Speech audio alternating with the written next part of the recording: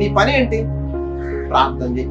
నువ్వు ఏదున్నా హ్యాపీగా దేవుడిని అడుగు, దేవుడికి ఇచ్చు. దేవుడికి ప్రభా నా పరిస్థితి ఇది, నా బాధ ఇది, నా శ్రమ ఇది, నా దుఃఖం ఇది, నా కష్టం ఇది అని చెప్పుకో. నిన్ను బాధ పెట్టేవాడి గురించి అయినా సరే ఏం చేస్తాడంటే దేవుడు మరలా క్షేమస్థితిని, వాళ్ళు ఎవరో మామూలు గుచ్చారు. ఒక్కొక్కళ్ళు ఏం చేశారు, ఏబు గారిని. ఏబు గారు అసలే కడుపుడు దుఃఖంలో ఉన్నాడు. 10 మంది పిల్లలు, ఆస్తి అన్ని పోయినాయి.